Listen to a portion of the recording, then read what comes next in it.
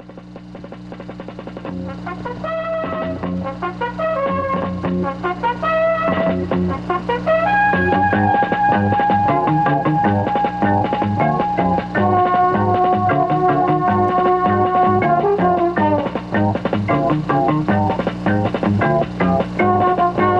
land between the Americas, a narrow isthmus, land of mystery in the past and misunderstanding today.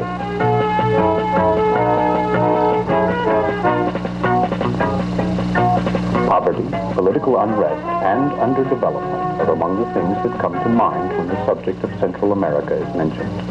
But few people understand the Central America of today and therefore do not appreciate the treasures it holds. One Central American country that has remained particularly unknown is the nation of Honduras, a country the size of Pennsylvania, bounded on one side by the tropical Caribbean and on the other by the vast Pacific.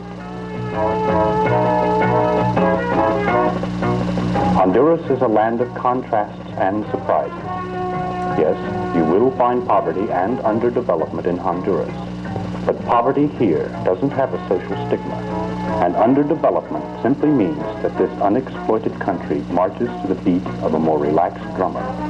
Modern technology has only recently set up residence here. Transportation in many areas is still in the crawling stage, but it is technology that contributes greatly to the hectic lifestyle in more modern countries. There are exceptions to this leisurely pace in Honduras. Her cities are vibrant and alive. They are accessible by modern highways and airports. But it is this paradox of the old ways mixed with the new that make it a place of great interest. Here, change is in the air. Parts of the country have been catapulted into the 20th century, while other parts remain virtually as primitive and undeveloped as during the Spanish occupation.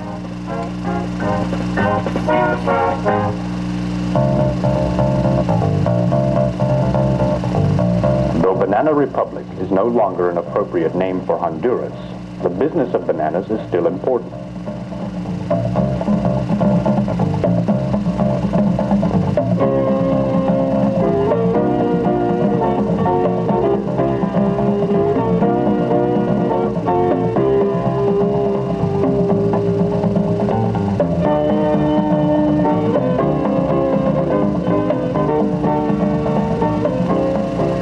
Agriculture continues as the central facet of Honduran economy.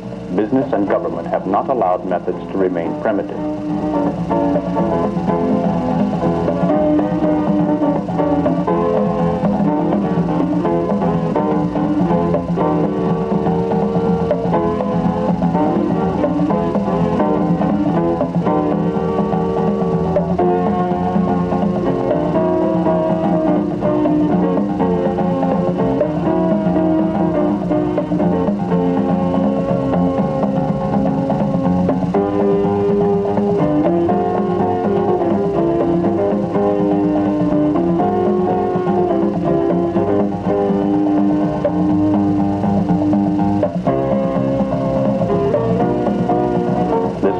And canning plant represents a large investment. It is modern and its workers are trained. They help to satisfy the ponderous North American appetite for whole bananas, canned bananas, and banana puree. Honduras is fortunate. It has a great deal of fertile land within a tropical climate, but it also possesses, along its Caribbean coast, a large tract of densely forested land known as La Mesquitia. That name and our name mosquito have a common origin, an indication of the swampy conditions found there. Nevertheless, the government has opened La Mesquitia for development. Soon, rice and other food products will come from that formerly useless land. And seeking export profits, the country will begin harvesting from La Mesquitia a generous supply of lumber and pulpwood.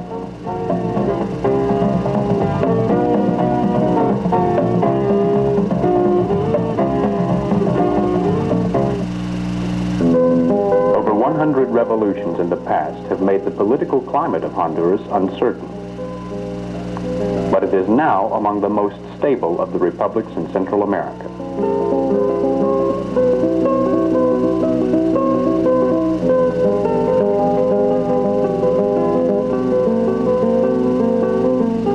stability is the result of the present government helping with progressive programs, incentives, and reforms. The seat of that government is this revered palace situated in the mountain-surrounded city of Tegucigalpa. It was the presidential palace in colonial days.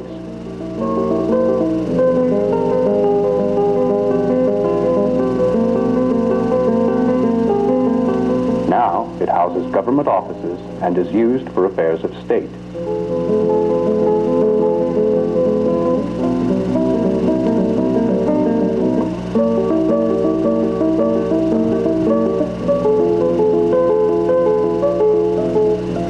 While some Central American governments are noted for their severity toward prisoners, the Honduran penal system is, in some ways, more progressive than North American systems. This modern women's prison emphasizes rehabilitation. These inmates and their children are provided with excellent health care.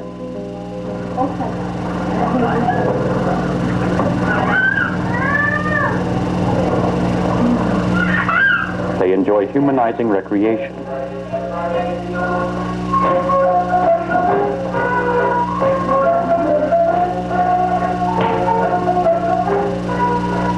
And pursue useful employment.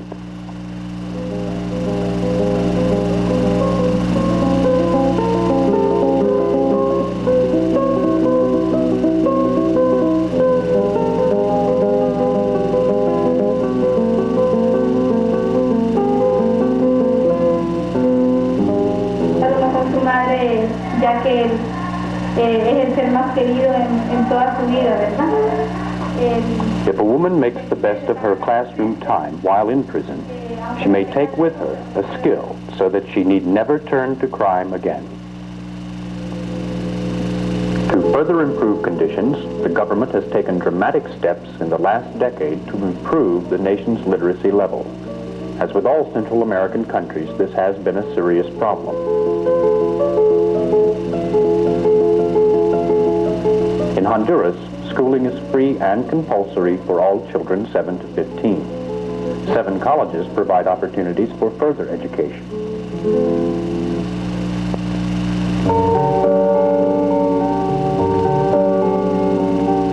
In areas of more aesthetic endeavor, Honduran artists are sculpting and painting a small renaissance, reviving the glory of their past.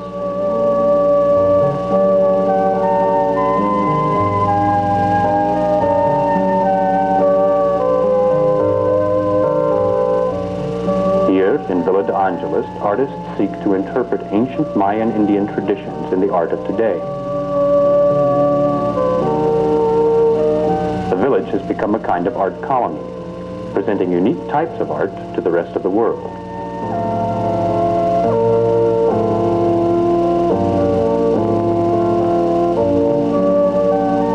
The remarkable brightness and energy of this art and these people originates from 2 very different cultures on 2 separate continents.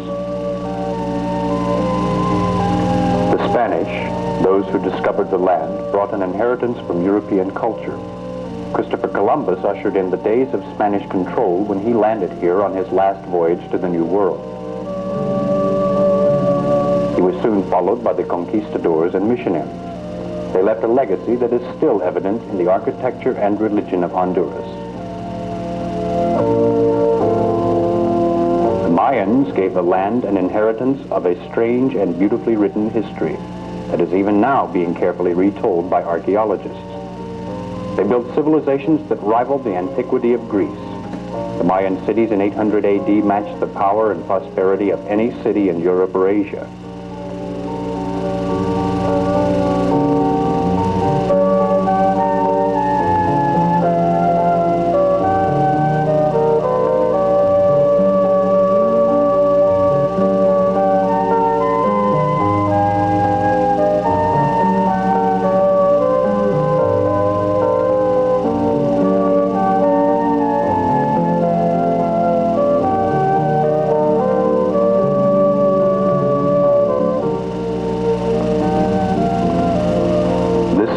Of ruins was once Copan,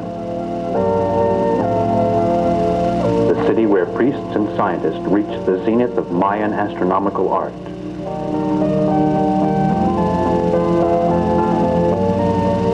Mayans developed a calendar capable of accurately computing dates millions of years in the future and past. They accurately predicted eclipses of the sun and moon.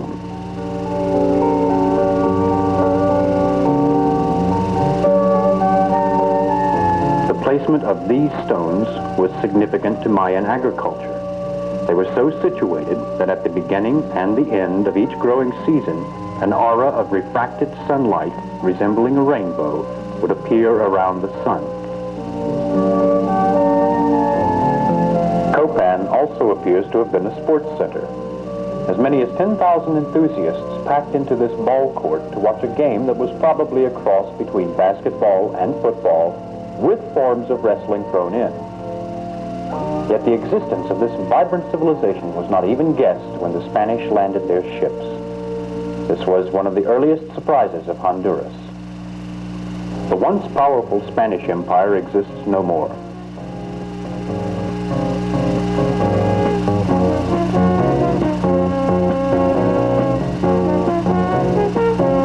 The Mayan Empire vanished as quickly as the jungle grew to obscure its cities. As human history has blended the survivors of these past civilizations, a proud and attractive new race has emerged, the mestizos. Spanish and Indian blood, the past lives on through them.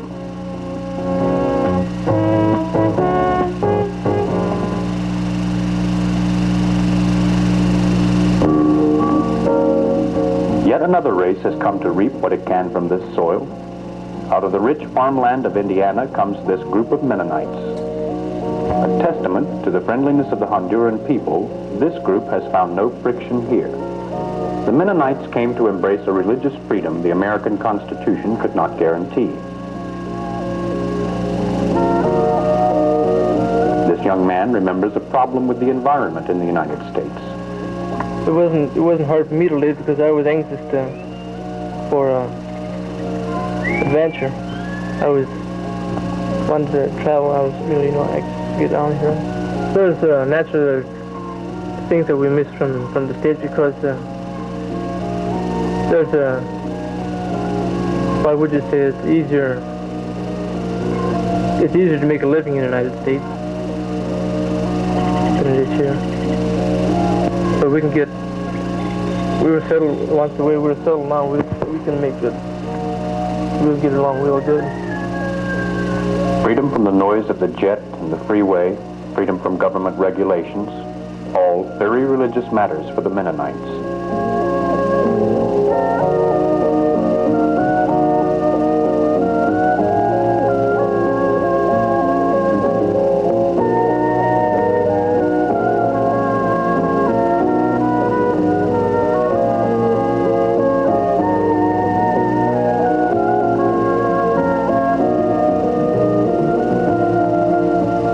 Rejected America. Many have retained citizenship, but they are looking for innocence. And here they are flourishing anew in the kind of frontier their counterparts sought centuries ago in North America. It is a surprising paradox that here in Honduras, only a short jet flight from the U.S., such a frontier exists. Honduras can also accommodate those more accustomed to the idea of rapid travel. This modern highway makes the inland accessible and carries many kinds of freight, some moving fast, some moving not so fast.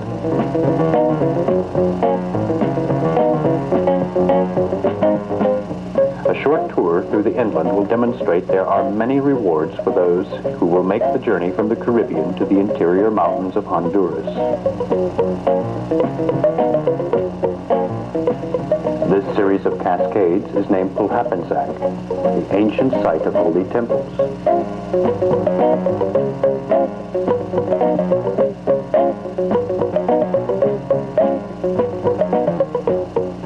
The unusual topography creates a number of different kinds of waterfalls.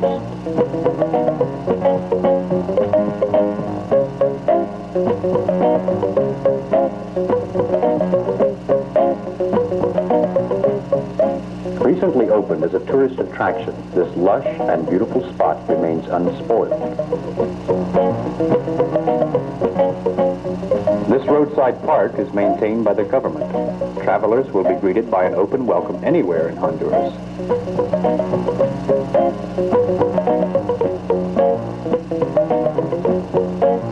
The people are happy to share the natural beauty of their land. Get a side bet going here. Yeah, we're going to get a side bet going now. Why is this big Louisiana man laughing? Probably because this morning he caught the biggest bass of his life.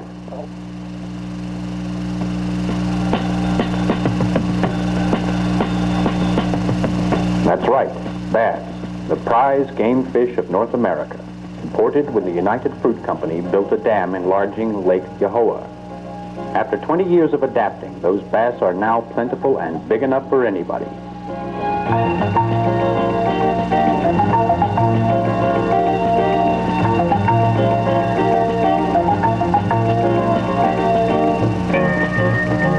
Scuba divers claim they've seen bass in the 30-pound category, and experts predict the next world's record may come from the waters of Lake Yahoa.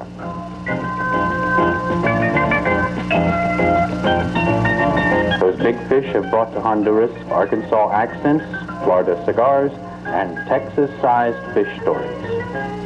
Bill, did you come after a big one again this time? Come after a big one every trip. I always come after big ones. Now, in case you folks didn't know it, Bill Filler here holds the record for a day's catch in the lake and a number of fish. He came in one day with 7 fish and 72 pounds. Those are bass. Large bass. The smallest one was just over 8 pounds. But somebody's going to catch a big fish, and I have a feeling it's going to be me. Nothing like confidence. Nothing like Confidence.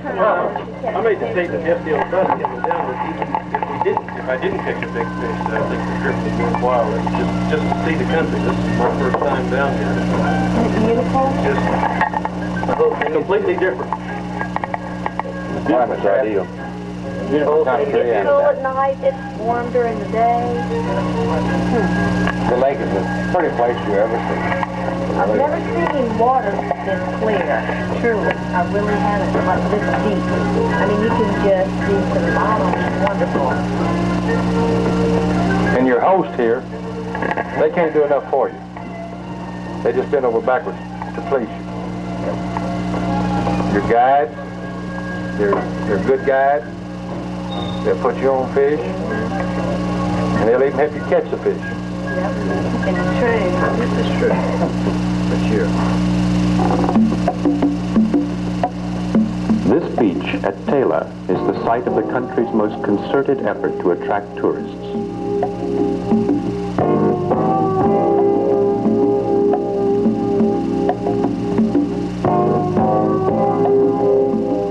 With cabins like this, Tela will remain the warm kind of paradise that has drawn and tantalized Americans since Melville. There are other beaches in the tropics, but in places where fast food outlets elbow tightly against well-known American hotel chains, it's hard for the suburban beach bum to enjoy his fantasies about living on coconuts.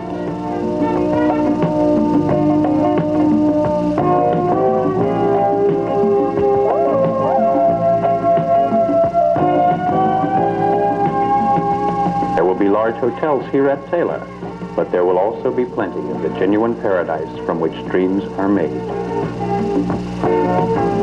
The country is growing economically with large investments from government and business.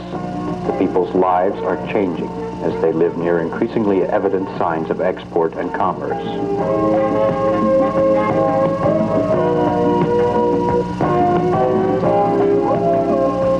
It is fortunate, though, that the natural conservatism of Honduras will keep the changes coming gradually.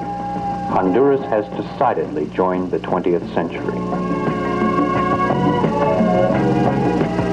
In these surroundings, it's difficult to know whether the natural beauty of Honduras surpasses its more worldly beauty.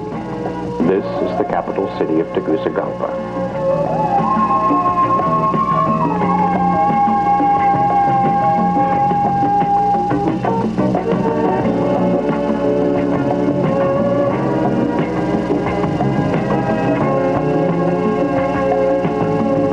Here, showing its elegance, its flair for the cosmopolitan.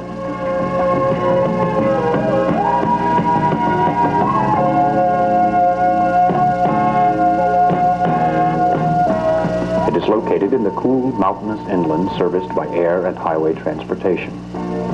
Tegucigalpa dons the touches of elegance and sophistication requisite in any capital city.